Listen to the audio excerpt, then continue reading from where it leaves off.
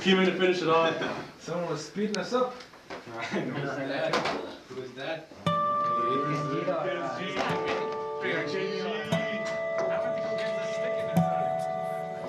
If you get with Muriel and Courtney. How does the bus come get you? I leave the house at 12:30. I like Maybe that show.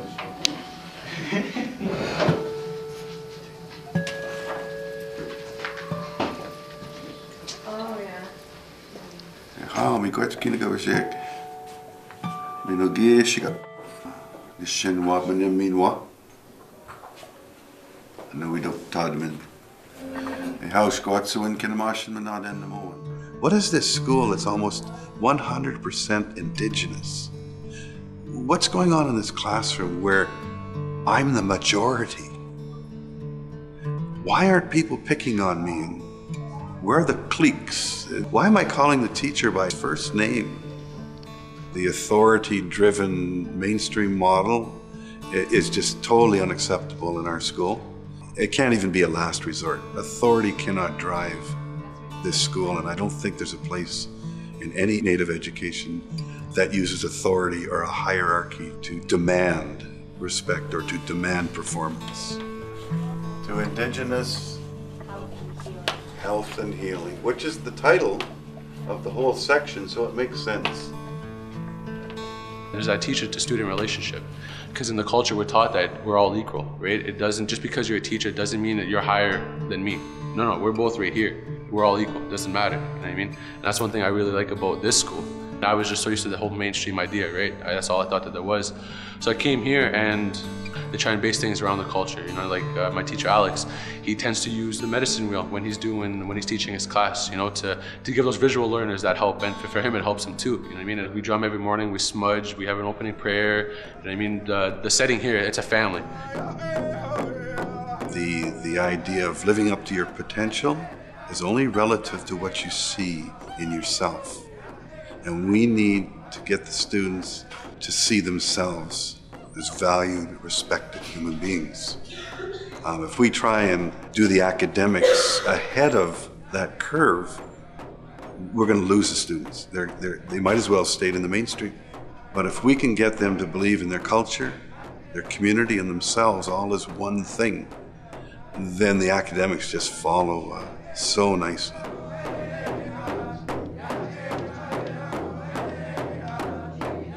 It's really comfortable here. You can be yourself, and it's like there's no judging. They help you with so much. They make sure you understand things, and it's really, really great. It feels like a family and a community. You don't have to be scared or shy of people. Previously, I was attending the secondary school. It was supposed to be, it was a native school actually, but we never really learned what we're actually learning here. So that's why I'm glad to be coming here, learn a lot about, not only about myself, but also the culture, the language, and everything that surrounds that, being Anishinabek.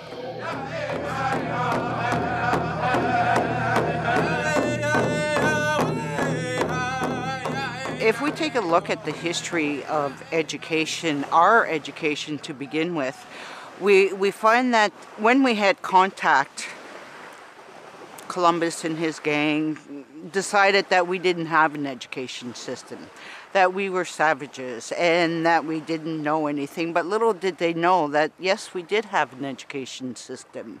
The children that we had were learning from the first day they were born. They were swaddled in their tikanoggins and leaning against a tree, learning what was going on, seeing what was going on. And then as they got older, they would learn their role within the community, within the village. They were taken off by their grandparents or their parents, and they were taught what was needed. And then we had Columbus come and took everything away from us, took away so much, our language, our pride, our culture. All of this was lost, and now here we are trying to gain it back. We have a vision. We have a vision for our students. We want our children growing up being proud of who they are. And the system that we have right now is failing our children. I think we're failing so much because really inside we want to go back to that bush. We want to learn about all these things. It's because we had our own way of educating ourselves. Yeah. Like right in here when I'm listening to elders speaking and like I like go by that fire over there and like elders are teaching me like the teachings and giving me songs and like teaching me about all these medicines, and we're talking about how we want to better our people. This is where I feel right. Yes. When I'm like in the city walking around seeing buildings everywhere, I don't feel right. But when I hear all of this and see all of this out here, it's beautiful and I feel at home. I think our school system has been failing Anishinaabe youth because they don't offer any sort of pride in their identity. So they go to school, they learn very little about their own identity. They even get made to feel ashamed of who they are. So it's a very toxic environment for our youth, and a lot of them don't make it through. A lot of them pick up unhealthy habits and fall in with the wrong people, and then it's just so easy to get off of the path when you don't really know who you are or where you come from. And the school system is not supporting that identity seeking. Right now we're very focused on an academic approach to things, and people get quite restless with it. You see a lot of people skipping classes, and you got to wonder why. They're obviously not enjoying the content, right? If we made it more engaging, more kinesthetic, more hands-on essentially, I think a lot of people would be a lot more involved, and they'd take home a lot more from it. In the past, I'm confident that the way we learned was through doing. When we learned to hunt, we went off and we went on the hunt and we learned from our elders. Picking berries and harvesting the things that Mother Earth gives us. We didn't just go off into the bush and pick it, and we also didn't have a textbook in the past either. We learned it through speaking, oral tradition, and actually doing the activities. I think the education system would be good to incorporate more nature-based learning, outdoor classrooms. Camping in the bush for a whole semester and end up getting the 4 credits you still need. Like history, you could learn so much history for like, yeah, just like outdoor ed program, but like more towards cultural like things. native culture. You could get a language credit, you could get a geography credit, you could get a history credit just by being all around here, and I'm pretty sure there's more that I'm missing. Our native language classes, our Anishinaabe should be offered just as French is offered in English schools as like a second language or even first language programs. That would be very interesting to see. Aboriginal people are very visual, and that's how we learn. And I think that's how it should be, not sitting in a desk, you know. When we sit here in the teepees, we learn so much about ourselves, and we should already know that already. And we shouldn't be searching so hard for that, something we should already know. And I think bringing all this here that we had this week to our schools would make people just shine the way they should. So that's my goal, to bring that back to where it should be. You have to go to school in this day and age. You can't survive without it. So if they implemented some like that, like towards kind of like a cultural aspect, that would just be great. I'd say that we're very impressionable at this age, and really we are the future. Eventually we will be 40, 50 years old, and we will be the lawmakers and the people who run the government here. And if we don't learn these things now from the people ahead of us, what are we going to learn it from? We're ready to go. Our frontline education specialists from our communities have come together and have developed a model that looks at the whole administrative aspects, the curriculum, the development, the clusters of groups of First Nations that geographically and historically work together in best practices and best ways to deliver education services outside of the mainstream process that hasn't really been that successful for our communities. We've got all the elements in line. In fact, we had a very successful Grand Council this year in a special forum dealing with education, and we unanimously passed, all of our leadership passed this initiative to move on into the next stage of negotiating a fiscal package. So this system that we've developed is from the ground up, as opposed to the way it is maybe in other parts of the country where it's a top-down process.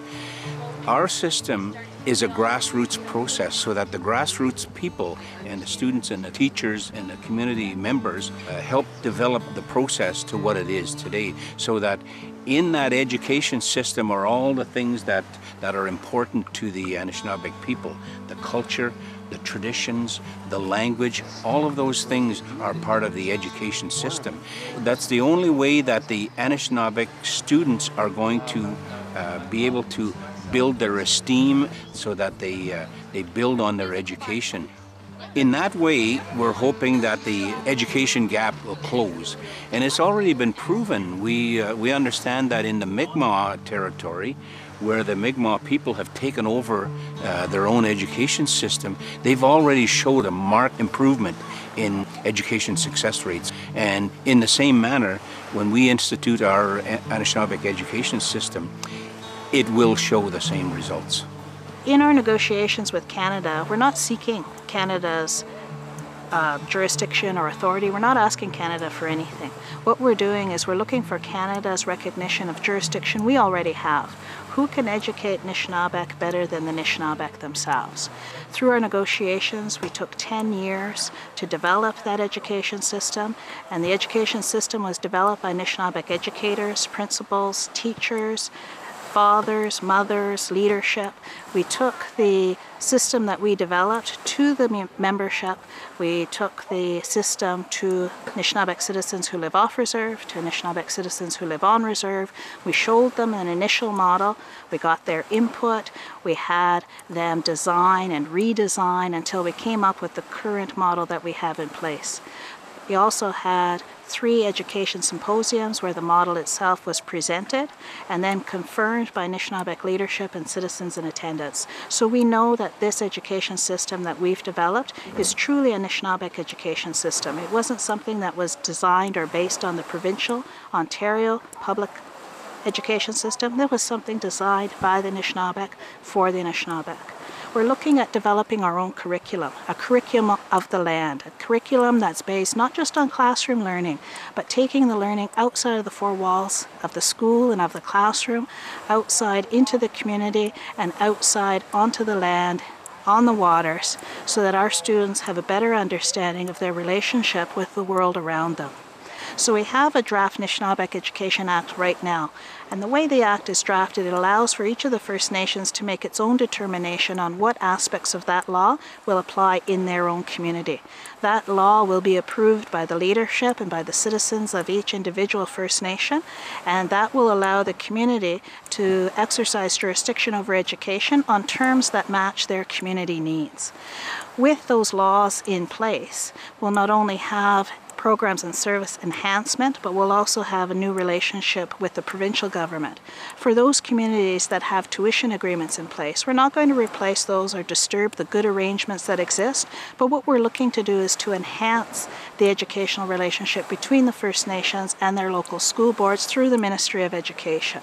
So the good things that are there, we'll build on those, and what we'll do is increase educational opportunities and student success for Anishinabek students.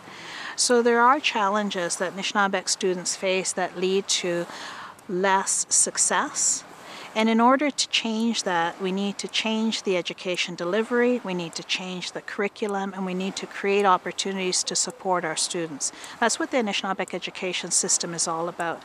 It's about making a difference so that students will be interested in remaining in school, that they see themselves as part of that school community, an integral part of the school community. Ontario won't do it for us, and Canada won't do it for us. It's up to us as Anishinabek to implement this system for our own children. There'll be benefits for others as well, but our primary responsibility is to our Anishinabek students in ensuring that they know who they are and that they're strong Anishinabek citizens. We need this for our children. We need this for ourselves. We need this for the adults and the elders. Our children deserve to see that we have done a lot here. Our children deserve to have that pride, that self-worth, and knowing who they are and that they can love themselves. That's what we need for our children. And that's what I believe that the system will do.